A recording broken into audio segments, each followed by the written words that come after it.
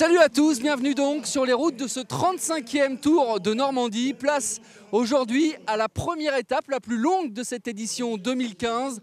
207 km entre Colombelles dans le Calvados et Forges-les-Eaux en Seine-Maritime. Une étape qui s'est déroulée dans des conditions météo exécrables. Résumé. Allez, c'est parti. Bravo.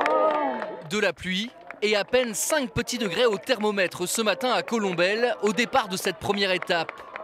Météo maussade et scénario classique.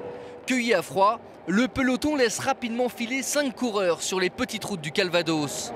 5 fuyards qui comptent jusqu'à 4 minutes 30 d'avance lorsqu'ils franchissent la Seine et arrivent en Haute-Normandie. Dans ces conditions météo extrêmes, les échappés s'entendent plutôt bien. Mais derrière, le peloton contrôle. Sous l'impulsion de l'équipe BMC qui protège le maillot jaune de Tom Bolly conquis hier lors du prologue. Sans surprise, les échappés sont repris à une quarantaine de kilomètres de l'arrivée à Forges-les-Eaux. Un à un, quelques coureurs un peu moins éprouvés par cette journée galère tentent leur chance, sans succès.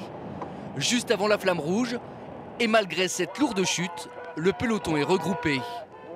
Place donc à un sprint massif. Un sprint remporté en costaud par le Français Lucas Destan de l'équipe Vendée U. Une journée en enfer, mais conclue par une belle victoire. Donc voilà, c'est exceptionnel. Je suis super heureux. C'est la plus belle victoire de ma carrière. Mais par le jeu des bonifications, c'est le néo-zélandais Thomas Scully qui s'empare du maillot jaune à l'issue de cette première étape. C'est pas net, hein. Il y a de la condense. De la condense. Ah oui. Attends. Ambiance, kawaii et parapluie, bienvenue sur les routes du Tour de Normandie.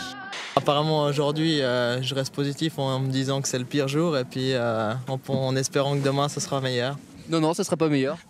Ben merci quand même. Arrêt, massage. Et c'est parti pour 200 bornes sous la pluie. Arrêt, pipi.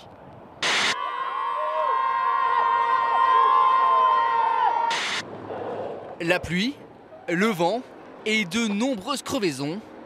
Une journée en enfer, on vous dit. Sous la pluie comme ça, c'est pas évident, hein. Moi, je le ferai pas. C'est des vrais courageux. Il y aurait du soleil, ce serait mieux quand même, hein. Lucas Destan et les coureurs de ce Tour de Normandie reprendront donc la route demain pour la deuxième étape. Une étape inédite et 100% aux Normandes entre Duclair et Elbeuf. Et la météo ne s'annonce pas vraiment meilleure. À demain.